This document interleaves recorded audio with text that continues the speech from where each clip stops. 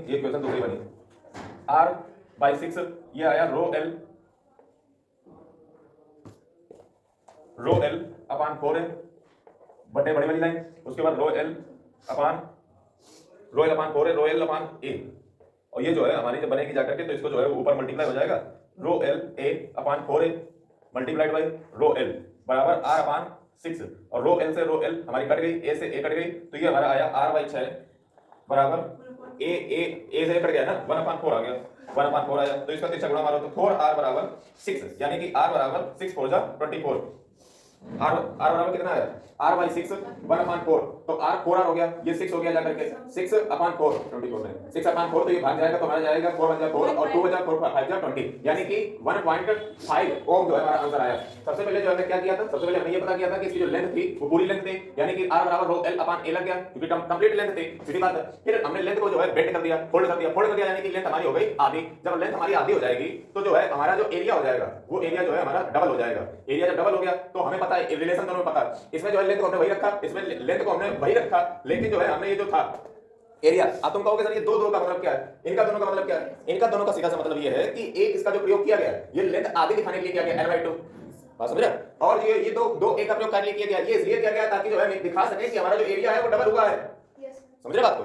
अगर वायर को हाफ दिया जाएगा तो एरिया हमारा डबल हो जाएगा, फोल्ड किया, फोल्ड अगर वायर को करो, फोल्ड का मतलब होता है हाफ, ठीक है, l/2 मतलब वही हो जाता है, और एरिया हमारा कितना हो जाता है, दोगुना हो जाता है। जस्ट हमने दोनों को पुट किया, उसके बाद जो है हमने ये जो सेकंड इक्वेशन हमारी बनी थी, इस सेकंड इक्वेशन में फर्स्ट इक्वेशन से जैसे हमने डिवाइड किया तो हमारी r की वैल्यू आ गई, समझ रहे हो। इसमें चाहो तो तुम ऐसे भी कर सकते थे, इसमें r की वैल्यू आप निकालते, ठीक है, इसको इसमें पुट कर देते तो भी आ जाता, इसमें मैथमेटिक्स इक्वेशन होती है सॉल्व करने वाली।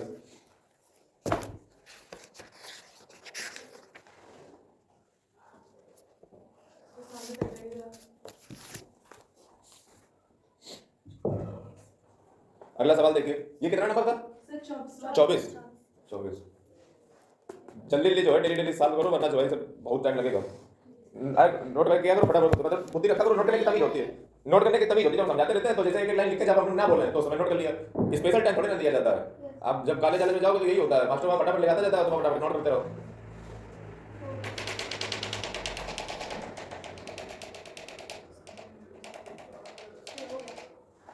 हो गया, अगला सवाल देखिए,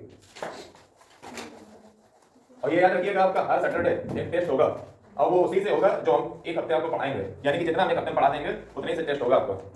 अगला क्वेश्चन क्या कह रहा है, अगला क्वेश्चन है 25वां क्वेश्चन, देखिए कह रहा है what will be the resistance, नहीं, a wire is 1 metre long, एक वायर जो है 1 मीटर लॉन्ग है, यानी कि L जो है 1 मीटर लॉन्ग है। फिर उसके बाद कह रहा है डायमीटर जो है 0.2 mm है, डायमीटर कितना है 0.2 mm है, कहां गया 0.2 mm हो गया। फिर क्या कह रहा है, फिर कह रहा है हैज अ रेजिस्टेंस ऑफ 10 ओम, रख दो, हां ठीक उधर रख दो, हैज अ रेजिस्टेंस ऑफ 10 ओम, यानी कि रेजिस्टेंस जो है 10 ओम है। तो आपको क्या निकालना है, आपको निकालना है calculate the resistivity of material, यानी कि आपको रो निकालनी है, तो लगा दो फार्मूला, लेकिन लगाने से पहले आपको ये याद रखना पड़ेगा कि डायमीटर हमारा 0.2 mm दिया है, और यहीं में का धर्म तो निकाल चुके तुम जिंदगी में। उसके बाद हमें क्या निकालना है, हमें रेडियस निकालना पड़ेगा।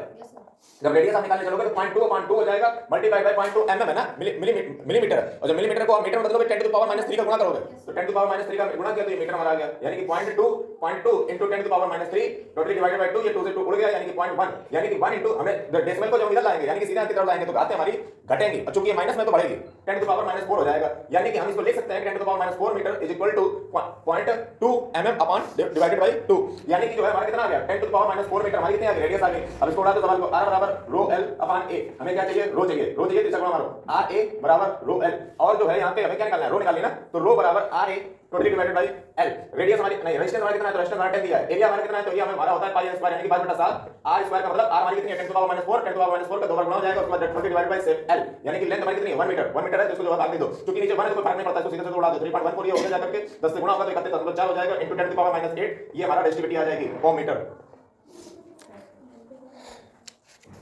अगला सवाल देखिए,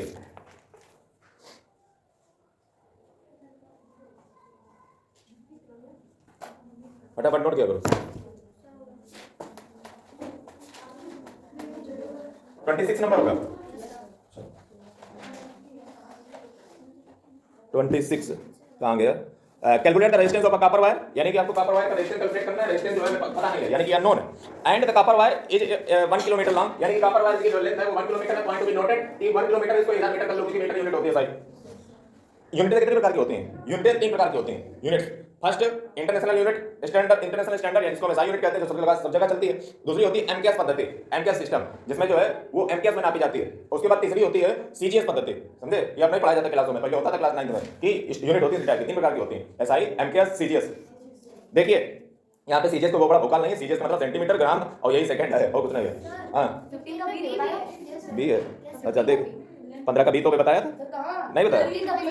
अच्छा देखिए, what will be the resistance of a metal wire of length 2 metre, यानी कि जो मेटल वायर का रेजिस्टेंस जो है आपको बताना है, जिसकी लेंथ है 2 मीटर। लेंथ कितनी है? 2 मीटर। फिर क्या कह रहा है? एरिया जो है वो है 1.55 into 10 to the power minus 6 metre square, 1.55 into 10 to the power minus 6 metre square. Resistivity जो है वो दी गई है 2.8 into 10 to the power minus 8 ohm metre. Resistivity 2.8 into 10 to the power minus 8 ohm metre, ये हमारा दिया गया है। कहा है कि रेजिस्टेंस इसका कैलकुलेट कीजिए, रेजिस्टेंस निकालना है। तो इसमें देखो ये सवाल नाम बताने वाले रॉयल अपन ए जो है लगाओ जाकर के, जो तुम लगाएंगे करके सवाल तो तुम बिल्कुल पालना झूलोगे बैठ करके। अगला देखिए, ये कितना था? 27वां 26 था। 27वां नंबर देखिए 27 सवाल है। कह रहा है, कहां गया? Calculate the resistance of a copper wire. आपको रेजिस्टेंस जो है कॉपर वायर का कैलकुलेट करना है, हमें पता नहीं है।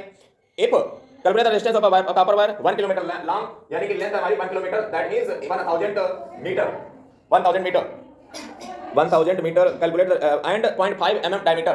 डायमीटर जो है वो 0.5 mm है, 0.5 mm। इसका मतलब इसको तुरंत पढ़ लो 0.5/2, ये हमारी होगी जाकर के रेडियस।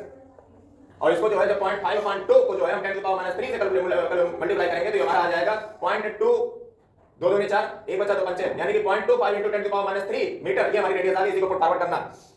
आगे दिया है, if the resistivity of a copper is 1.7 into 10 to the power minus 8, resistivity है 1.7 into 10 to the power minus 8 ohm metre. तो इसमें क्या 10 to the power minus 8 metre, इसमें क्या लेंथ निकालनी है ना, नहीं आर निकालनी है, तो निकाल दो आर बराबर रो एल अपान ए। लगा दो रो कितनी दी है, रो कहां की 1.7 into 10 to the power minus 8। L कितनी दी है, तो एल हमारी दी है 1000, 1000 को 10 to the power 3 लिख सकते हैं।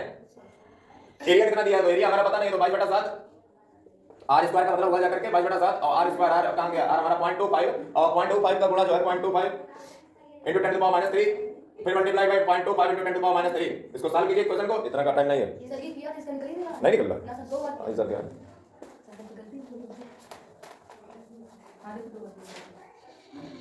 चलिए देखते हैं इसको सॉल्व करते हैं। ऐसा कैसे हो सकता है? देखो दुनिया झूठी हो सकती है, मैं तो जो फिजिक्स है वो नहीं झूठी हो सकती। 1.7 into 10 to the power minus 8 10 to the power 3 divided by 22/7 और into 0.25 into 10 to the power minus 3 into 0.25 into 10 to the power minus 3, यही है ना। आप देखो 22/7 में जो है हम इसको जो है इसको बटाई कर सकते हैं, टोटली डिवाइडेड बाय 1, और उसके बाद जो है इसको जो है इससे जो है मल्टीप्लाई कर लें, तो ये जो है हमारा आ जाएगा जाकर के 1.7 into 7 into 10 to the power minus 8 and 10 to the power minus 5 हो जाएगा। उसके पश्चात जो है यहाँ पे देखिए तो 22, देखो 25 होता है 625, यानी कि 625 यहाँ पे जो है 2 जीरो लगे, यानी कि 0.0625 multiply by 10 to the power minus 3 10 to the power minus 3 10 to the power minus 6। उसके पश्चात जो है यहाँ पे क्या होगा जाकर के 17 7 119, यानी कि यह है। उसके बाद जो है 10 to the power minus 5 और ये 10 to the power minus 6 ऊपर गया तो 10 to the power 6 हो गया जाकर के। उसके पश्चात क्या होगा यहाँ पे देखिए 22 का गुणा इसमें कीजिए जाकर के, तो देखिए क्या आएगा 22 पंचे 110, 11 बचा, 22 44 तो 11 55। उसके बाद जो है 5 बचा, 22 छक्का 132, और जो है कितना बचा 5, यानी कि 137, 7 बचा, 13 बचा। तो उसके बाद जो है 13 बचा, कुछ बचे नहीं, 13 बचा, 1 बचा, तो 1 2 3 4 1 2 3 4 1.3725 इनटू 10 to the power, कुछ बचे नहीं है, इसको गायब करो। उसके बाद जो है यहाँ पे तुम्हारा बनेगा जाकर के 11.9 into 10 to the power minus 5 है, ये 6 है तो 10 ही बना रहने दो, क्योंकि इधर जो है प्लस का बना रह जाएगा 1.38750। उसके बाद जो है इसमें आप जीरो के आगे बढ़ा सकते हो, तो जीरो बढ़ाने के लिए जो है ये हिस्सा तुम्हारा हो जाएगा, जीरो को बढ़ाने की जरूरत नहीं है, 119 हो जाएगा सीधा सीधा। अब इसको जब आप डिवाइड करोगे 1.3750 को इससे, तो जो है तुम्हारा आंसर आएगा 119 डिवाइडेड बाई 1.375, 86 आ रहा क्या? 0.036 नहीं 86 आ रहा है ना, कहाँ आ गया 16 का बी कहाँ गया 16 का बी, अरे तो आ तो रहा है 6.5 हो गया आंसर, यही तो हम भी बोल रहे हैं 86.5 कितना था, क्या निकाल कर रहे थे, एरिया निकाल रहे थे ना, रेजिस्टेंस निकाल रहे तो ओम कर दो आगे। कैलकुलेटर करना बेटा तुमसे भाई, तो calculate the resistance of an aluminium cable of length 10 kilometre and diameter 0.2 mm if the resistivity of the aluminium is 2.7 into 10 to the power minus 8 metre. क्या बिल्कुल आसान सा सवाल है। एल्युमिनियम की जो लेंथ दी गई 10 किलोमीटर तो 1000 मीटर कर लीजिए, उसके बाद डायमीटर 2 mm दिया गया, इसको कर लीजिए 2 into 10 to the power minus 3 2 into 10 to the power minus 3/2, ये आपकी रेडियस हो जाएगी। उसके बाद जो रेजिस्टिविटी आपकी दी गई है लगा दीजिए, r बराबर रोएल पानी उड़ गया सवाल। उसके बाद जो है इसको तब छोड़िए, आ जाइए 23वें सवाल पे, मतलब इसके हिसाब से लगा हो जाए, घर पे मेहनत करो और याद रखना काफी अभी हो सकता है निकलवा दें। हाँ तुम याद रखना, ये मैंने नोट करके बताना कि दरबार कल के छूट गए, हाँ ये तमाशा ना कुछ नहीं तो करेगा कर पे। Calculate the area of a cross section wire if the length is 1 meter and its resistance is 23 ohm and the resistivity of the material the wire is 1.84 into 10 to the power -4। तो इसमें देखिए 1 metre पहले दे रखा है, 23 ओम पहले दे रखा है, उसके बाद जो है वायर का जो है ओम मीटर जो रेजिस्टेंस रेजिस्टिविटी है वो पहले 1.84 into 10 to the power -6 ohm metre दे रखी है। इसमें आपको रेजिस्टेंस निकालना है तो सीधा सीधा फार्मूला नहीं एरिया निकालना है, तो एरिया अगर आपको निकालना है तो लगा दीजिए फार्मूला R बराबर रो एल अपान ए। इसका एरिया का आपका फार्मूला क्या बन जाएगा, एरिया का आपका फार्मूला बन जाएगा A बराबर रो एल अपान R। ठीक लगाइए जा करके। उसके पश्चात जो है आप देखिए सवाल जो है एमसीक्यू वाले में कोई दम होता नहीं है उसमें, तो देखिए ना लगे तो पूछिएगा। ये भी तो लॉन्ग आंसर में ई वाला resistance of a metal of wire 1 metre is 26 ohm at 20 degrees Celsius the diameter of the wire is 0.3 mm। ठीक है ठीक है। The resistance of a metal wire of length जो है 1 metre at 26 ohm at 20 degree Celsius if the diameter of the wire is फला wire with the resistivity of the metal that temperature. सवाल देखो कुछ ना टेंपरेचर जुड़ा रहो बस तमाशा दिखाने के लिए डाला गया है, ऐसा कोई फार्मूला होता नहीं कि रेजिस्टेंस का इस पर रेजिस्टिविटी पर डिपेंड है टेंपरेचर पर। तुमको दिख रहा है ये सिर्फ एक तुम्हें भौकाल बनाने के लिए शायद इस बार रेजिस्टेंस दे दिया गया तो टेंपरेचर दे दिया तो कुछ नया हो चमत्कार टाइप का हो, तो ऐसा कुछ नहीं होगा। तुम लगा के देखो जाकर वही मेथड लगाओ जाकर वही आंसर निकलेगा। फिर बाद में उसमें कहा भी तो है एट दैट टेंपरेचर, यानी कि टेंपरेचर वही है। अगर ये कह देता कि टेंपरेचर इतने पता हो तब तो कुछ बात बनती, तुमने वही में चिल्ला दिया तो यानी कि कोई फर्क नहीं पड़ेगा उससे। लगा देखिए वही सवाल निकलेगा आंसर। उसके बाद एमसीक्यू में आ जाइए 25वां नंबर में दो रेजिस्टेंस ऑफ वायर फला दिया गया है, क्रॉस सेक्शन एरिया दिया गया है, रेजिस्टिविटी दे रखी है, इसको निकाल लेना। फिर जो है एक चीज तुम देख रहे हो कि डबल और ट्रिपल इसका असर बहुत पड़ रहा है क्वेश्चनों में, नहीं उसी जस्ट नीचे दिया गया है। लेकिन अब हम इसमें क्यों नहीं कन्वर्ट कर रहे हैं, क्योंकि इसमें कवर हमने ऑलरेडी कर दिया है, हमें पता है क्या जरूरी है। अगला if the resistance of a certain wire copper दिया गया है वायर विल बी, यानी कि कह रखा है resistance of a certain copper wire 1 ohm है, then the resistance of a similar nichrome wire will be about, यानी कि एक जो है कॉपर वायर का रेजिस्टेंस दे रखा है तो आपसे पूछा है कि सिमिलर ऐसा ही जो है नाइक्रोम वायर का जो है रेजिस्टेंस कितना होगा। A piece of wire of resistance is 20 ohm, यानी कि जो है एक वायर है जिसकी जो है रेजिस्टेंस दिया है 20 ohm is run out so that its length is increase to twice. इसको जो है इस प्रकार से जो है ड्रा किया जाता है कि इसकी जो लेंथ है वो ट्वाइस हो जाती है, दोगुना हो जाती है, कि पहले थी L और दूसरी बार हो जाती है 2L। अच्छा इस original length calculate the resistance of the wire in the new situation. आपको जो है इस न्यू सिचुएशन में इस वायर का जो है रेजिस्टेंस कैलकुलेट करना है, और ये सवाल बिल्कुल अभी लगाया है, समझ रहे। लेकिन होश में समझो पहले उसमें लेंथ को आधा किया था, इसमें लेंथ को दुगुना कर दिया, यानी कि वहां पे एरिया को अब आधा कर देंगे लेंथ को दुगुना कर देंगे, बात वही है। देखो R बराबर हुआ जाकर के रो L अपान A, यानी कि रो R हमारी दी है 20 इज इक्वल टू R रो कितनी है तो रो हमें पता नहीं है, रो L अपान A हमें पता नहीं है।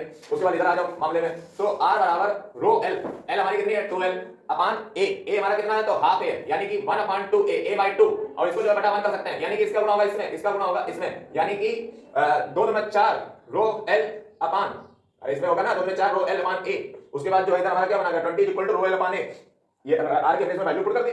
अब उसके बाद जो है ये हमारी बन गई जाकर क्वेश्चन नंबर फर्स्ट, ये हमारी बन गई क्वेश्चन नंबर सेकंड। अब इसमें जो है भागम भाग दे दो, मतलब भाग दे दो, तो भाग दे दो इसमें, तो इसमें जो है इससे इसको काट देंगे, यानी कि जो है ये जो R है ना R by 20 बराबर ये ऊपर रखो 4 rho L upon A, row L upon A, ये जो है इसका इसमें होगा इसमें होगा R by 20 is equal to 4 rho L multiplied by A into rho L, और ये जो है रो L से कट गया, उसके बाद जो है ये तुम्हारा R by 20 बराबर 4 अपान 1, उसके बाद जो है R इज इक्वल टू 80 ओम। सही है। देखो कुछ फंडा है नहीं कठिन, अगर ध्यान से देखा जाए, समझ रहे हो, बस प्रैक्टिस का खेल है, थोड़ा वो हाथ पाए मारिए वही घुमा फिरा सवाल है।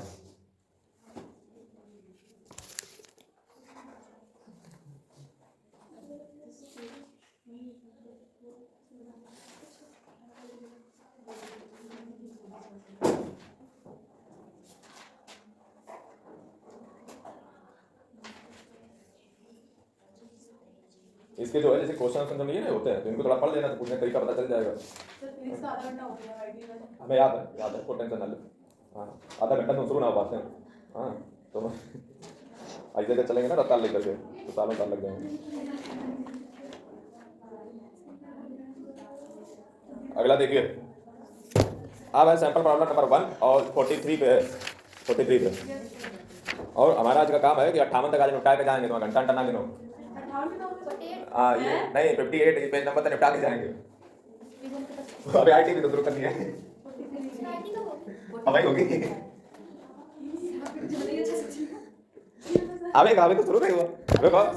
हाँ वही तो बताओ पेज नंबर वो बताओ जरा, अगला नंबर क्या था सवाल का 33। चलो वो तो मिल लेना, हम देखो पेज नंबर 43 पे आओ। 4 रेजिस्टेंस दिए each of value 1 ohm are connected in series. इस प्रकार के सवालों को लगाने से पूर्व आपको पता होना चाहिए कि सीरीज में कनेक्ट करने का फार्मूला होता है हमारा R = R1 + R2 + R3 करके, पैरेलल में होता है 1/R = 1/R1 + R2 R3 करके। उसके बाद सीरीज में जो है जो करंट होता है वो हमेशा सेम रहता है, पैरेलल में वोल्टेज सेम रहता है। सीरीज में हमेशा जो है एमीटर को लगाया जाता है, पैरेलल में जो है वोल्टमीटर को लगाया जाता है। क्यों लगाया जाता है ये भी पता कर लेना, रेजिस्टेंस कम ज्यादा कहां पे रहता है ये भी पता कर लेना, सवाल पूछे जा चुके हैं। ये बेसिक बात पहले पता होनी चाहिए तो सवाल को कूदो। अब सीधी सी बात है, चार रेजिस्टेंस हैं एक एक ओम के, उनको सीरीज में कनेक्ट किया जाता है, टोटल रिजल्टेंट पूछा गया है तो जोड़ दो सबको, बात खत्म, काम में बताएं। अगला है sample problem number 2, a resistance of 6 ohm is connected in series, यानी कि देखियो a resistance of 6 ohm connected in series with another resistance of 6 ohm 4 ohm, यानी कि एक 6 ओम का रेजिस्टेंस था, उसको एक दूसरे रेजिस्टेंस से कनेक्ट किया जाता है 4 ओम को, और किस में कनेक्ट किया जाता है तो सीरीज में कनेक्ट किया जाता है। अब potential difference of 20 volt is applied across its combination, यानी कि 20 वोल्ट का जो है एक रेजिस्टेंस इधर जो वोल्टेज जो है इधर अप्लाई किया जाता है in applied across the combination, calculate the current through the circuit and potential difference across the 6 ohm resistance, यानी कि जो है आपको जो है सर्किट से जो फ्लो होने वाला जो करंट है, ये जो करंट है इसको कैलकुलेट करना है, और 6 जो ओम है, 6 जो ओम है इस पे जो है क्या पोटेंशियल डिफरेंस बनना है इसको भी कैलकुलेट करना है साथ ही साथ में। अगर आपके बेसिक कांसेप्ट नहीं क्लियर है तो सवाल तुम जिंदगी में ला पाओगे, तो गारंटी दे रहे हैं। देखो सबसे पहले तो हम ये समझें कि इसने इस पे ही ध्यान क्यों दिया, ये क्यों कहा कि वोल्टेज जो है इस वाले में बताइए, तो हमें पता होना चाहिए कि सीरीज में जो है करंट सेम होता है, वोल्टेज सेम नहीं होता है, हर पे जो है ब्रेक हो जाता है, समझ रहे, हर रेजिस्टेंस पे एक जो वोल्टेज है वो ब्रेक हो जाएगा अगर सीरीज की बात हो रही है तो। अगर तुम्हें बेसिक कांसेप्ट नहीं पता तो सवाल उड़ा चुके, ऐसे बैठे रहो चकवाते रहो। देखो अब जो है सबसे पहले ये कैलकुलेट कर लेंगे टोटल रेजिस्टेंस कितना है, तो नेट रेजिस्टेंस जो है टोटल वो है 6 ओम, उसके बाद जो है वोल्टेज कितना है, वोल्टेज हमारा 20 वोल्ट, उसके बाद हमारा आई कितना है तो आई हमें पता नहीं है, तो आई को निकाल लो सबसे पहले, आई इक्वल टू होता है V अपॉन I, यानी कि आई बराबर हो गया V अपॉन R, और V हमारी 20 है, R हमारी 10 है, यानी कि 2 एंपियर का करंट यहां पे फ्लो कर रहा है, 2 एंपियर का करंट फ्लो कर रहा है, लेकिन क्या करें 2 एंपियर का करंट फ्लो कर रहा है, इसी से तो जुगाड़ बनेगी। अब हमें करंट पता चल गया, करंट भैया इसके लिए भी सेम होता है, इसके लिए भी सेम होता है, अगर बेसिक कांसेप्ट पता है। हम फिर ध्यान कह रहे हैं कि कांसेप्ट अगर नहीं पता है तुम सवाल हला ना पाओगे, ये तो छोटा सा कांसेप्ट था, ऐसे बड़े बड़े सवाल फंसा दिए जाएंगे तुम्हें। अब हमें पता है कि 2 ओम इस पे भी जा रहा है, 2 ओम इस पे जा रहा है, यानी कि I तो इस पे भी 2 एंपियर है ना, तो वोल्टेज निकालने में कितना टाइम लगेगा जब दोनों चीजें दी गई हैं, निकाल लो। V बराबर IR हो गया, यानी कि जो है अगर देखा जाए तो V बराबर कितना हो जाएगा, IR हो जाएगा, I हमारा 2 दिया रखा है और जो रेजिस्टेंस है वो हमारा 6 दे रखा है, यानी कि 6 दूनी 12 वोल्ट, 12 वोल्ट का करंट यहां पे है, समझे, ऐसे लगेगा सवाल, ऐसे जो है वैसे भी पूछ सकता है। अभी सवाल इधर सीधा सीधा नहीं था कि लॉलीपॉप लेके चाट लो, समझ रहे हो। हां अगला देखिए, ड्रा द डायग्राम, तीसरा सवाल देखिए, तीसरा वो अपना कैलकुलेट उधर कर लेना नंबर इन पढ़ो का कह रहा है, देखो draw the diagram of a circuit consisting of a battery of 3 cells of 2 volt each, a 5 ohm resistance and 8 ohm resistance and a 12 ohm resistor and a plug key all connected in a series। ये देखिए कोई सवाल नहीं है, दरअसल जो है आपको डायग्राम शो करना है, ठीक है, और कोई सवाल नहीं है। फिर कह रहा है read the above circuit putting an ammeter to measure the current through the resistor and a voltmeter measure the potential difference across the 12 ohm resistance, what would be the readings in the ammeter and the voltmeter. क्या कहा है कि 12 ओम जो resistance है ना, 12 ओम जो resistance है इस पे अक्रॉस जो वोल्टेज है वो आपको कैलकुलेट करना है, और आपको बताना है कि ये वोल्ट मीटर में कितनी रीडिंग दिखा रहा होगा। अमीटर यानी कि करंट की, जैसे आपने समझ वाले देखे होंगे डब्बा आते हैं उसमें 2 लगे होते हैं मीटर, एक वोल्ट V बना होता है, एक में A बना होता है, A का मतलब बोले तो ampere, that means this is measuring the electric current, and V वाला जो है वोल्ट मीटर को शो करता है। अब सवाल ये है, इसने हमसे पूछ दिया है कि वोल्टेज जरा बताओ क्या आ रहा होगा और करंट क्या आ रहा होगा, यानी कि एम्पियर में क्या आ रहा होगा, तो आसान सा सवाल है, कांसेप्ट बेस्ड सवाल है, अगर कांसेप्ट क्लियर नहीं होंगे सवाल तो जिंदगी में ना उड़ पाएगा, ये तुम लिख के दे दे रहे हैं। देखो सबसे पहले ये चित्र ड्रा करो, चित्र ड्रा हो गया, और ये 12 था, ये जो है लगाया गया, इसका डायग्राम भी देख लिया करो कैसे लगाया जाता है, मान लो इसे ड्रा करने का आ जाए तो बता देंगे, और ये चटनी लगी होती है स्विच का, ऐसे ही होता है, देखो हमने उसमें पढ़ा, ये उसमें क्वेश्चन में डाला होगा कि सारे डायग्राम को लर्न करो, इसीलिए हमने डाल दिया था 6 वोल्ट प्लस माइनस, ये जो है करंट का फ्लो है, और करंट हमेशा प्लस से माइनस की ओर जाता है और इलेक्ट्रॉन हमेशा माइनस से प्लस की ओर जाते हैं, ये बात को जो है गढ़ मान लो। 8 ओम और उसके बाद जो है 12 ओम, उसके बाद जो यहाँ पे वोल्टमीटर लगाएगा, वोल्टमीटर हमेशा पैरेलल में लगाया जाता है, पॉइंट ऑफ व्यू नोट की बात को ध्यान में मान लो, और ये भी याद कर लो कि वोल्टमीटर को पैरेलल में ही क्यों लगाया जाता है, ये भी याद कर लो कि वोल्टमीटर को पैरेलल में लगाया जाता है तो वोल्टेज उसका रेजिस्टेंस जो है हाई क्यों होता है, लो क्यों होता है, ये भी पता कर लो, पूछा जा चुका है इसलिए बता रहा हूं। 12 ओम और इधर लगाया गया है एमीटर, एमीटर में तो सीरीज में लगाया जाता है, इस बात को याद रखिएगा, प्लस माइनस क्या पूछना है बताओ, आई, और ये जो है हमारा सवाल रेडी हो गया।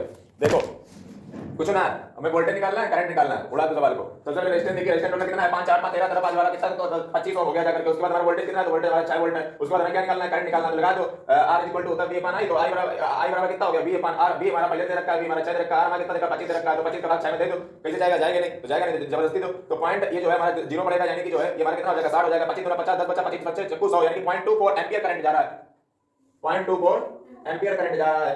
अब देखो हमें पता है कि 0.24 एम्पीयर करंट जा रहा है, ये सीरीज में सर्किट है, यानी कि 0.24 एम्पीयर इधर भी जा रहा है, 0.24 इधर भी जा रहा है, 0.24 इधर भी जा रहा है, हमें पता चल गया कि 0.24 इधर भी जा रहा है, तो वोल्टेज निकालने में टाइम लगेगा नहीं। अब लगा दो इसमें वही मामला, R equal to V upon I, यानी कि V बराबर RI, और R हमारा पहले दे रखा है 12, I हमारा दे रखा है निकाला 0.24, तो 12 गुणा करो 0.24 में, तो कितना आएगा, बच्चों 48 4 बचा 24 4 28, यानी कि 2.88 ये हमारा वोल्टेज आ गया, 2.88 वोल्ट।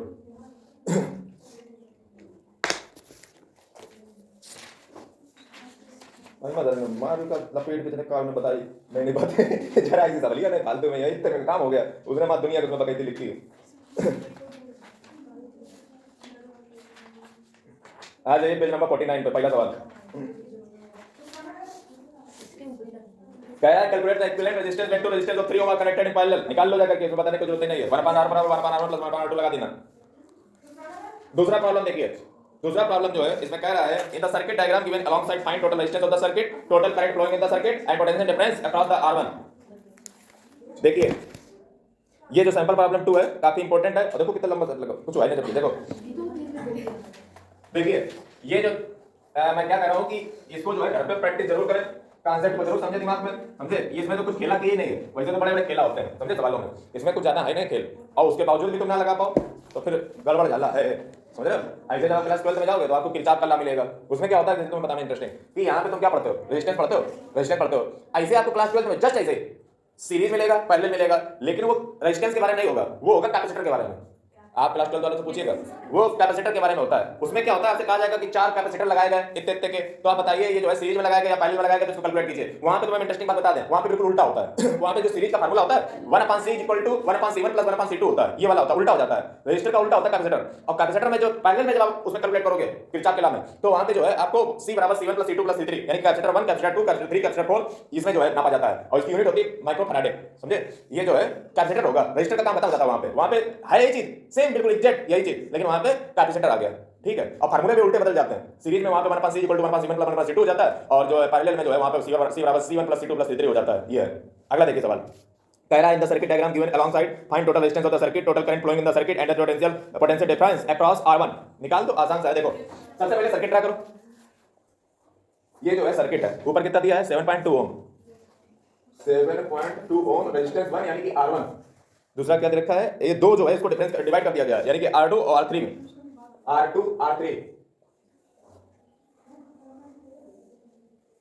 R2 दिया है 8 ओम ये सर्दियां ना मनाओ अगर ये सर्दियां मनाए तो जो है उधर गड़बड़ कर दो जाकर के बच्चे कितने बच्चे हैं और उसमें भी तुम्हें जो है आलस सूझ रहा है सर्दियों का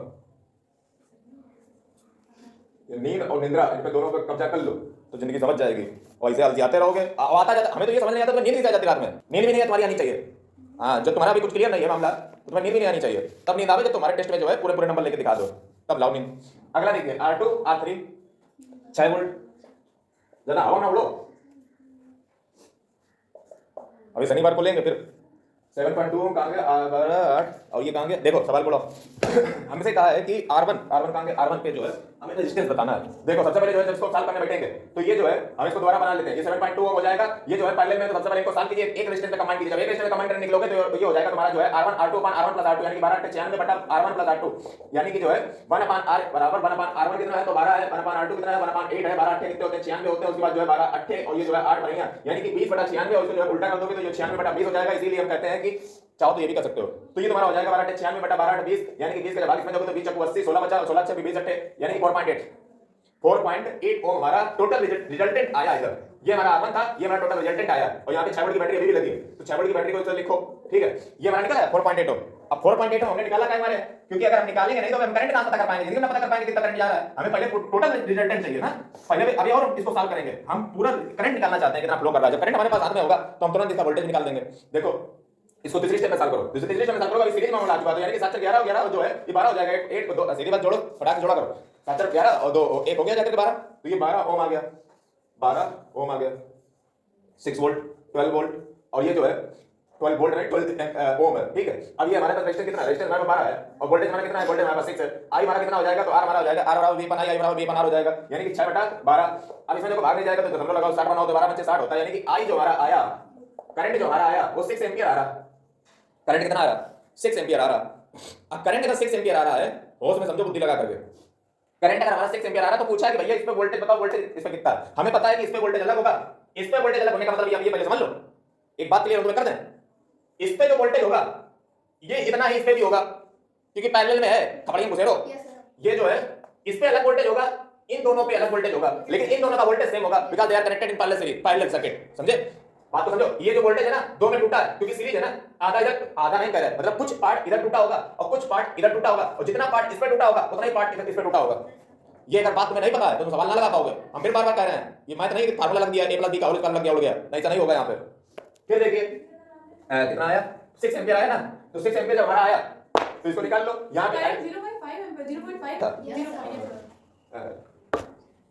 और दिमाग कुछ ज्यादा चलते देखो 0.5 एम्पियर आ गया। उसके बाद जो है r बराबर b अपॉन i जो है लगाओ, और उसके बाद जो हमारा b निकल आएगा जाकर के b हमारा हो जाएगा ir। i हमारा कितना देखा है, i हमारा दे रखा है 0.5 और रेजिस्टेंस में कितना देखा है 7.5। उसके बाद जो है इसका गुणा करोगे तो 5 × 10 और 5 × 35 36 और ये तुम्हारा हो जाएगा 3.6 वोल्ट का करंट जो है इधर निकल आया 3.6 वोल्ट का। अब कोई पूछे कि इसको मेरा बताओ तो कैलकुलेट करने की कोई जरूरत नहीं है, आपको सीधा से यहाँ पे उठाना है, इसको घटा देना है, यानी कि 6 से 3.4 6 जाएगा तो ये हमारा हो जाएगा 0.4 और 2 और जोड़ लो यानी 2.4 वोल्ट का करंट इस पे लगा है, तो 2.4 वोल्ट का करंट इस पे लगा है। हालांकि पूछा नहीं था लेकिन हमने बता दिया फॉर योर अंडरस्टैंडिंग।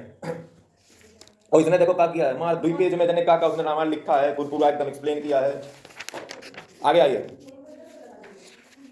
52 नंबर, which of the following as a combine, कह रहा है किसमें जो है ज्यादा रेजिस्टेंस होगा, तो सीधी बात है सीरीज में ज्यादा होता है, क्या बताना इसमें बात है। उसके बाद जो है एक चीज को देखिए थोड़ा सा, 12 देखो तुम्हें सवाल खुद से लगाना है 9वां, ठीक, तुम्हें खुद से लगाना है 11, तुम्हें खुद से ही लगाना है 12वां भी। 12वां में पता क्या करना है, 12वां जो तुम देख रहे हो ना ये पैरेलल सर्किट है, लग रहा है तुम्हें अजीब टाइप का, ये पैरेलल है तो इसको ये मतलब एक जादुई है, मतलब एक तरीके से चाल की गई है जिसमें तुम लगे कि फंस जाओ, ये पैरेलल है। उसके बाद जो है 7वां जो है लगा लेना, ठीक है। पहले दोनों सीरीज को कैलकुलेट करना, जैसे देखो इसे बता देते हैं, पहले 6 3 जुड़ जाएंगे 9 हो जाएंगे, फिर दूसरा इसका जो पैरेलल है 12 3 15 हो जाएगा, फिर 9 और 15 का जो है रिजल्टेंट निकाल देना, थोड़ा फार्मूला पैरेलल सर्किट डायग्राम और निकल आएगा मामला। उसके बाद जो है 19वां नंबर आप स्वयं से लगाइएगा, ठीक है। 20वां नंबर तीनों जो है पैरेलल में आप स्वयं से लगाइएगा, 21वां भी आपको स्वयं से लगाना है, 22वां भी आपको स्वयं से लगाना है और 23वां भी जो है आपको स्वयं से लगाना है, 24 भी लगाना है, 25 भी लगाना है, एक एक मारते रहिएगा, 26 भी लगाना है और उसके बाद जो है 27 28 29 30। बेटा सवाल में तुम्हें हाथ पाथ तुम्हारे टुरवा देंगे, हाँ तो ये याद रखना, जो तुम जितनी पूरी साल में मजा मारी है। हाँ 31 ये हम इसलिए दे रहे हैं क्योंकि आई टीम फिर नहीं देंगे वर्क, समझ रहे हो, कल तुम कल नौटंकी ना बताना करके कि ऐसा नहीं वैसा नहीं। 31 32 33 34 35 नहीं नया साल है ना तो उसको मना लो। MCQ देखो जो है ये याद रखना, नकल नहीं होनी चाहिए, हम बार बार आपसे कह रहे हैं। अगर आपको लगाने में दिक्कत हो रही है आप हमसे पूछिए आकर के, नकल करके सवाल नहीं लगाए जाएंगे, याद रखिएगा, दिमाग में बढ़िया बैठा लीजिए, भेजे में अपने। उसके बाद जो है MCQ जो है ये भी आपको कॉपी में ही सॉल्व करने हैं, अब चाहे जितना आसान हो आपको करना है तो करना है, हमें नहीं मतलब आसान हो चाहे कठिन हो। उसके बाद जो है हम वही जा रहे हैं, 43 लगाना है, 44 भी लगाना है, MCQ तो सारे लगाने हैं, 45 भी लगाना है, 46 भी लगाना है, 47 भी लगाना है, 48 भी लगाना है, 49 भी लगाना, 50 भी लगाना, 51 भी लगाना, 52 भी लगाना, ये तो सारे लगाने हैं, सारे हैं। 58 हो गया, 58 हो गया। अब शायद सवाल तुम्हारे खत्म है, अब पावर रेटिंग पे है। उसके बाद मैग्नेटिक फील्ड में शायद आराम मिलेगी, है ना, बहुत अच्छी बात। फिर लाइट में स्टार्ट होंगे, लेकिन फिर भी जो है काफी दिन आराम बीच में मारोगे बैठ करके, क्योंकि तब तक वो मैग्नेटिक चलेगी, फिर तब तक वहाँ पे थोड़ा आराम मिल जाएगी बीच में। तो कल जो है कल हम इसके ये बचे हुआ जो दूसरा पोर्शन है, कल हमारा लक्ष्य है कि हम ये जो है सवाल जो इसके हैं पहले चैप्टर के वो सारे दायरे कर देंगे, साथ ही में परसों नहीं कल ही तुम्हारी हमें काफी चाहिए इतनी कम से कम कंप्लीट, क्योंकि अगर हमने परसों कर दी तुम 2 दिन के एजेंडा बनेंगे, उसे कितने मिनट पढ़ लोगे, इसलिए तो ये अपने बुक पकड़िए। अब जो है फाइनली ये तुम्हारा अच्छा, ये देखो कल हमारा टारगेट क्या रहेगा, तो कल हमारा टारगेट रहेगा the end of numericals of chapter 1 electricity, और साथ ही में न्यूमेरिकल नहीं से खत्म हो गया क्योंकि कल तो न्यूमेरिकल कम ही बचेंगे अगले वाले के, समझे। साथ ही में जो है क्वेश्चन भी इसके समेट देंगे, यानी कि पूर्णतया समाप्त कर देंगे चैप्टर को, समझे। हाँ आप देखिए इसमें होमवर्क नहीं देंगे लेकिन इसको समझा देते हैं। सबसे पहला है चैप्टर ए कम्युनिकेशन स्किल्स, पूछे उसने बहुत सवाल। तो हमारा जो है कल से जो कार्य होगा वो ये होगा कि इनको जो है सर्वप्रथम खत्म किया जाए। फिर सवाल ये है कि आज क्या मौज काटोगे, तो ना बिल्कुल नहीं, वो नहीं कम्युनिकेशन स्किल्स देखिए, इसको जो है और मैं किताब दीजिए, इसमें करना नहीं कुछ होगा। किसमें इसमें हाँ वो कभी एक ही 4-5 भले होंगे, हाँ 3-4 होंगे, वो दरअसल गलती उठा लिया होगा, या तो इसके पीछे कारण नहीं बता रहा, दूसरा कारण ये होगा, वो हो सकता है डबल बार पूछा गया हो तो हमने ध्यान नहीं दिया, पिछला क्या पूछा गया काट के बता दिया, ये होगा कारण। देखिए अब जो है कम्युनिकेशन स्किल पढ़ाया जाएगा, और कम्युनिकेशन स्किल पढ़ाएंगे नहीं, इसमें जो है तुम्हें नोट्स बता देंगे कि कैसे जो है इसको प्रिपेयर किया जाएगा, पूरा थोड़ा लिखवाएंगे कि जा रहे हैं 5 बार तुम्हें ये लिखवाने टाइम थोड़ी ना है। अब जो है इसके नोट्स आप बना लीजिए, उसको फैमिली काम जिसके बने फिर भी देख लीजिए कोई कमी अगर नहीं जाए। मतलब ये जैसे हमारे वाले में अगर कुछ ऐड करना ना रह जाए तो इसे ऐड कर लीजिएगा, बाकी कोई बात नहीं है। देखो हम एक कॉपी करके तुम्हारे नोट्स बनवा दे रहे हैं, ये काम हम इसलिए कर रहे हैं क्योंकि तुम नोट्स में कुछ गड़बड़ ना कर दो जाकर के। जैसे तुमने तो मक्कारी की पता चला सारा सारा ले लिया जाकर के, भाई ने पता नहीं, तो हम अपनी तरफ से जो हमारे वर्ड यहाँ पे लिखे होंगे वो तुम्हारे पक्के तैयार होने चाहिए, तो फिर नहीं बच पाओगे। तो पहला टॉपिक हमारा है process and elements. Process and elements ये हमारा पहला टॉपिक है। कम्युनिकेशन में जो है जो प्रोसेस होता है और उसके एलिमेंट क्या होते हैं। तो सबसे पहले तो जो है आप देखिए प्रोसेस में क्या आता है, सबसे पहले तो सेंडर एक होना चाहिए। एक जो है कम्युनिकेशन में जो है एक सेंडर होता है, सेंडर मतलब भेजने वाला। A sender is the person who wants to share the ideas या feeling in the form of a message. यानी कि एक सेंडर जो है किसी भी आइडिया या किसी भी फीलिंग के बारे में जो है भेजने वाला जो व्यक्ति है वो सेंडर एक पहले मौजूद होना चाहिए।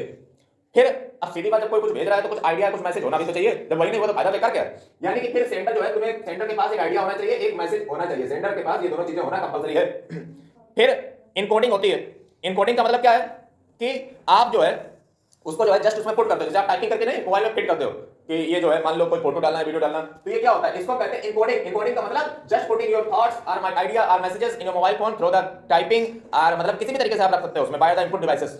इस प्रोसेस को इनकोडिंग कहते हैं। और ये बात याद रखिए कि ये चीज हमें चाहिए, हम इसलिए करवा रहे हैं ताकि तुम गोलमाल ना कर पाओ अपनी कॉपी में। तुमसे कह देंगे तो तुम तो बाद में गौर कर दो बीच में जाकर के, हम तुम्हारे भरोसे पर ना चलेंगे। इनकोडिंग उसके बाद जो है जब इनकोडिंग आप कर दोगे, जब आप टाइप कर दोगे तो वो एक चैनल के थ्रू जाएगा। यहाँ पे चैनल का मतलब सोनी पल या सोनी सब या सोनी एंटरटेनमेंट नहीं है। यहाँ पे चैनल का मतलब है कि जो एक चैनल है, जैसे इंटरनेट हो सकता है, वायरलेस हो सकता है, या वायर के थ्रू हो सकता है, या सैटेलाइट के थ्रू हो सकता है, कोई भी चैनल के थ्रू जो है वो ट्रांसफर होगा, जिसको हम कहते हैं कम्युनिकेशन चैनल।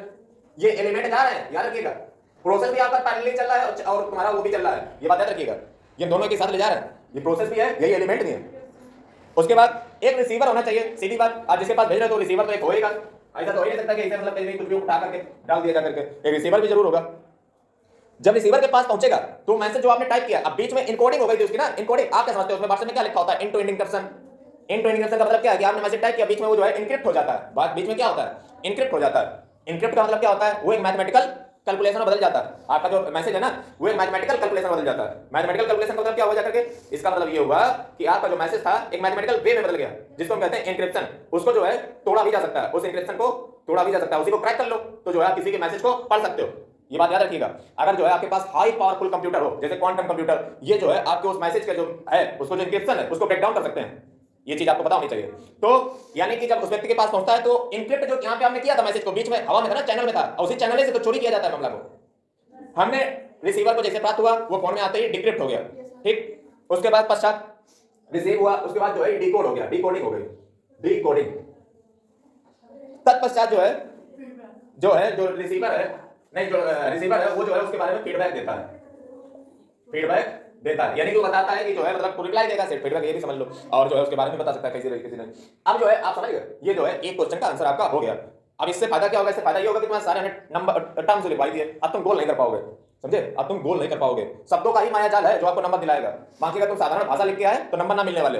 हाँ, दूसरा क्वेश्चन ये जो है आपका पास इतना ही आएगा, जो हम लिखवाएंगे बोर्ड पे वही जाएगा, बाकी कुछ नहीं जाएगा, वो तो हमारा अलग पढ़ो जाकर के। अगला मेथड कहां गया। अब जो है मेथड क्या होते हैं कम्युनिकेशन के, तो कम्युनिकेशन के कई सारे मेथड होते हैं, मतलब बातचीत करने के कई सारे मेथड होते हैं। जैसे पहला तो हो गया ये मेथड्स ऑफ कम्युनिकेशन में बताने जा रहा हूं, मेथड्स ऑफ कम्युनिकेशन यानी कि संचार के माध्यम। पहला मेथड क्या होता है, face to face, face to face. अब इसमें बताने की कोई जरूरत है नहीं, समझ रहे होगे। दूसरा फेस टू फेस का मतलब होता है इंटरपर्सनल कम्युनिकेशन, मतलब जो है जिसमें बातचीत एकदम सीधे साधारणतः सामने की जाती है। अगला लेटर, या जो है किसी ईमेल के द्वारा किसी को कम्युनिकेशन करना, जैसे मान लो कोई लेटर लिखता है, कोई ईमेल करता है, तो लेटर हो गया या ईमेल हो गई, इसके माध्यम से भी कम्युनिकेशन हो सकता है, बातचीत। देखो इसका फायदा होता है लेटर या ईमेल का, क्या फायदा होता है, देखो फेस टू फेस में कोई सबूत नहीं रहता है, कुछ भी बोल के चले जाओ ऊपर, समझिए, बाकायदा सबूत रहेगा। हालांकि अब तो जमाना डिजिटल हो गया है, तो अब तुम कुछ भी कहते हो तो तुरंत कहीं ना कहीं कैमरा वाला बचाएगा बाद में। पहले तो जो है कैमरा निकाल के तुरंत जो है वीडियो शूटिंग जल्दी, पहले कौन सी जो है उसको मार एकदम वायरल करना रहता है। तो आजकल बहुत सोच समझ के बोले, साधारणतया जो है सही बोले और फेंके ना, वरना तुम पकड़ में आ जाओगे। और दूसरी चीज, लेटर और ईमेल से बात करने का फायदा पता क्या रहता है, फायदा ये रहता है कि व्यक्ति ये नहीं कह सकता कि हमें तो पता ही नहीं था, समझे। जैसे मान लो किसी भी अधिकारी को जो है आप चिट्ठी भेजो, आप ऐसे ऑफिस में बताइए तो पूरा फेंक दी जाएगी। आप जो है उसको जैसे मान लो कोई लेना, जैसे मान लो आपकी कोई एफआईआर नहीं रजिस्टर कर रहा है, आप पुलिस चौकी जाइए तो आपकी एफआईआर जल्दी नहीं ली जाती है, दुनिया के पकड़ती बताएगा। आप सिंपली बस क्या कीजिए जो है, या किसी अधिकारी को जब भी कोई लेटर लिखिए, आप पोस्ट ऑफिस से लिखिए, वो 100% उसी के पास पहुंचेगी, उसे रिसीव करना पड़ेगा, और वो आपके पास रजिस्ट्री की सबूत भी आपके पास होगी कि देखो इस तारीख को हमने फलां व्यक्ति को भेजा था, वो हमारे पास वापस नहीं है, इसके मतलब उसको रिसीव हो गई। तो ये याद रखिएगा, इसका बहुत फायदा होता है लेटर का, ईमेल का। इससे व्यक्ति ये नहीं कह सकता है कि सर हमने ऐसा देखा नहीं, हमने ये नहीं किया, दिया देखा नहीं, तो जो है तुमने जो है बाकी तो कार्य किए हुए हैं ईमेल पे, तुमने खोल के देखा, ये सब रिकॉर्ड हो जाएगा आपका डिजिटली। तो ये फायदा इसका होता है।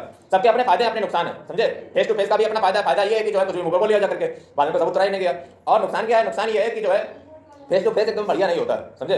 मान लो उसमें व्यक्ति हिचकिचा भी सकता है, इसे वगैरह बात। अगर तीसरा देखो, पोस्टर या इंफोग्राफ के जरिए, पोस्टर भी हो सकते हैं, इंफोग्राफ हो सकते हैं, इसके द्वारा भी जो है आप कन्वर्सेशन कर सकते हो, पोस्टर बना करके, इंफोग्राफ के जरिए या चार्ट बना करके। जैसे आदमी ने होर्डिंग टांग देता है रोड के बीचों बीच में और ऊपर लिखता होता है कि अब मतलब जो है अपना प्रचार करता है, तो वो भी तो कम्युनिकेशन का ही माध्यम है, जनता उनके बारे में जान रही है, समझे। हाँ, अगला मीटिंग या सेमिनार। मीटिंग या सेमिनार जो है करके भी जो है आप लोगों से कम्युनिकेशन कर सकते हो। सेमिनार समझते हो क्या होता है? सेमिनार का क्या होता है? सर सेमिनार वो सर जैसे कभी-कभी सर स्कूल्स कॉलेजेस में सेमिनार्स को ऑर्गेनाइज किया जाता है। कैसे सेमिनार का मतलब उद्देश्य क्या होता है इसका सेमिनार का? सर कुछ एनवायरमेंटल प्रोटेक्शन से रिलेटेड हो सकता है, सोशली रिलेटेड हो सकता है। कुल मिलाकर सेमिनार का जो उद्देश्य होता है वो होता है किसी एक प्रॉब्लम को लेकर के या एक टॉपिक को लेकर के उस पे जो है अपने विचार रखना, साथ ही में जो बच्चों के और भी हो तो उनसे जो है बातचीत के माध्यम से उसको लाइव वहीं पे सॉल्व करना। ये सेमिनार का उद्देश्य होता है। जब यही ऑनलाइन किया जाता है तो उसको हम वेबिनार कह देते हैं, वेबिनार, समझे। ये काफी इंटरेस्टिंग होता है। इसको मीटिंग भी, जो मीटिंग के जरिए भी जो आप इसे कर सकते हो। नेक्स्ट कम्युनिकेशन का जो पांचवा मीडियम है वो हमारा है प्रिंट या डिजिटल मीडिया। प्रिंट या हमारी डिजिटल मीडिया। डिजिटल मीडिया में क्या जाती है? डिजिटल मीडिया में इंपोर्टेंटली आपकी आ जाती है डेमोक्रेसी का फोर्थ पिलर क्या है? डेमोक्रेसी का फोर्थ पिलर क्या है? सर वो न्यूज़ वाले सर, वो न्यूज़ वाले सर क्या कहते हैं? Reporter sir. बहुत बढ़िया। मीडिया है, मीडिया में सर, न्यूज़ रिपोर्टर मीडिया में तो आ जाएगा। मास क्या क्या बोले? मीडिया में जो है रिपोर्टर भी आ जाएगा, आ तो जाएगा, बट सबका अलग अलग मीनिंग होता है। रिपोर्टर एक स्पेसिफिक चीज है और मास जो मीडिया है उसमें कई सारी चीजें आ जाती हैं, जरूरी थोड़ी ना एक ही चीज प्रकार की हो। आज जैसे देख लो डिजिटल, आज आप कई सारे जो है पत्रकार जो पहले टीवी चैनलों में काम करते थे वो जो है आप अपना खुद का चलाते हैं, स्वयं का चलाते हैं, अच्छा खासा। जैसे मान लो फॉर एग्जांपल रवीश कुमार आपने देखा होगा, समझे, तो वो अपना स्वयं का चलाते हैं। तो आज जो है मीडिया का जो स्वरूप है वो बदल चुका है, समझे। आज वो मीडिया नहीं रही है, ना वो स्टैंडर्ड रहे हैं, कोई भी मीडिया का पर्सन बन जाता है। तो प्रिंट मीडिया का मतलब जो है तुम्हारा न्यूज़पेपर, अखबार, पत्रिका। अब तो हालांकि पत्रिका नहीं निकलती है, जमाना हुआ करता था जब पत्रिकाएं निकलती थी, मतलब मासिक पत्रिका, मतलब जो है मंथली मैगजीन, ऐसे जो है कोई वीकली मैगजीन निकालता था। लेखक जो होते थे, राइटर, ये मैगजीन निकालते थे। आज तो कुछ निकलता ही नहीं है, समझे। और डिजिटल मीडिया का मतलब आपकी जो मास मीडिया होती है, टेलीविजन और जो ये न्यूज़पेपर, चाहे न्यूज़पेपर ऑनलाइन पढ़ो या ऑफलाइन पढ़ो, बात देखिए। अब है कम्युनिकेशन का तीसरा जो हमारा टॉपिक है types with pros and cons, यानी कि हमें टाइप भी बताने हैं कन्वर्सेशन के, नहीं कम्युनिकेशन के, और साथ ही में उसके फायदे और नुकसान भी बताने हैं। तो ये हो गया टॉपिक खत्म, तीसरा टॉपिक।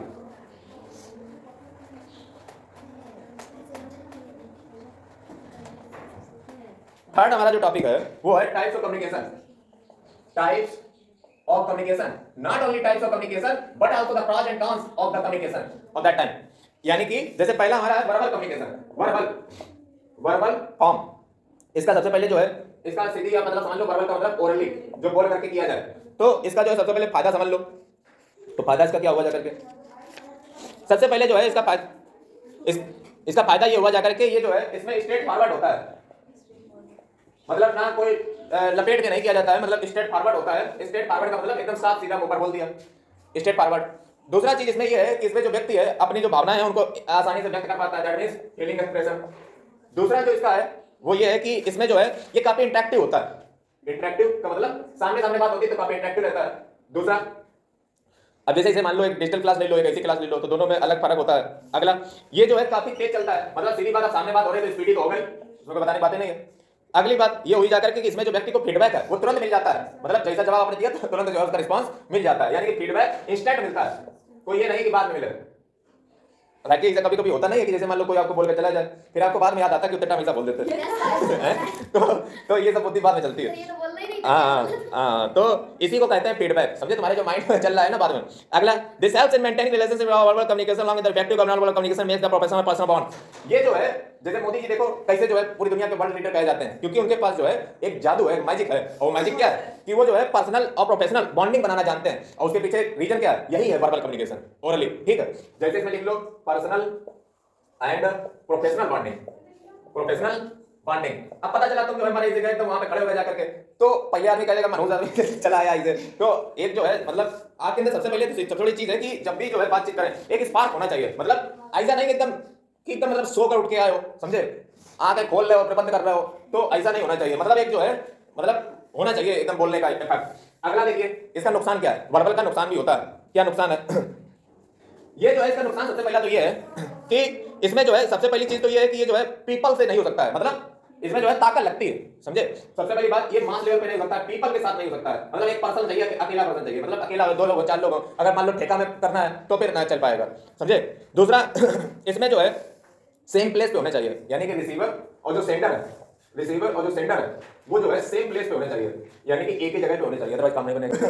रिसीवर और जो सेंडर है वो एक ही स्थान पे होने चाहिए, यानी कि जो जगह पे बात हो रही है वहीं पे होने चाहिए। कितना नुकसान दे मामला है। दूसरी चीज, it often feels incomplete to keep record, यानी कि इसमें कोई रिकॉर्ड नहीं होता है, कुछ भी ऊपर बोल के चले जाओ, रिकॉर्ड कोई भी है नहीं, तो अच्छी बात है, मतलब रिकॉर्ड ही नहीं है। अगला, it is not possible to represent things officially. ये देखिए जब रिकॉर्ड इसमें नहीं है तो फिर ये ऑफिशियल वाला मामला भी नहीं, इसलिए देखिए ना प्रशासनिक जितने भी काम होते हैं, मार उसमें फाइल ले लो, 2 किलो फाइल उधर पड़ी, 3 किलो फाइल इधर पड़ी, क्यों वाली फाइल जरा 5 नंबर की निकाल के लाओ, ये 6 वाली निकाल के लाओ, मतलब दुनिया का बर्डन बना देते हो उसको, समझे। लेकिन ये चीज अच्छी भी है, जैसे मान लो कल कोई कहते कि ऐसा तो हमने कहा नहीं, कोई कहते कि ऐसा तो हमने किया ही नहीं, तो हमारे पास रिकॉर्ड तो रहता है कि आओ इधर हमको दिखाएं पूरा मामला, तो रिकॉर्ड होना चाहिए। जैसे अब जैसे मान लो आप आंसर लिख रहे हो पेपर में बैठे हुए, आप यहीं पे जो है जोड़ दो ई ऑफिस, आज हमारी जो दुकानें हैं, आज हमारे जो ऑफिस हैं, मैं प्रशासन की बात कर रहा हूं, एडमिनिस्ट्रेशन लेवल पर, मतलब जो आज जैसे मान लो कोई अधिकारी है उसके यहाँ पे अब भारत सरकार ने क्या इंट्रोड्यूस कर दिया, ई ऑफिस, इलेक्ट्रॉनिक ऑफिस। इसका उद्देश्य क्या है, इसका उद्देश्य है कि जो फाइलें हैं वो देखी जाएं, उनको सबको ऑनलाइन डालना। और उससे होगा क्या कि अभी तक क्या होता था, अधिकारी फाइल लेकर बैठा हुआ है, मान लो घंटों घंटों बैठा हुआ है, मान लो महीनों बैठा हुआ है, फाइल आपके पास ही नहीं कर रहा, पास क्यों नहीं कर रहा, तो उसको चाहिए दक्षिणा दे दो तो पास हो जाएगी।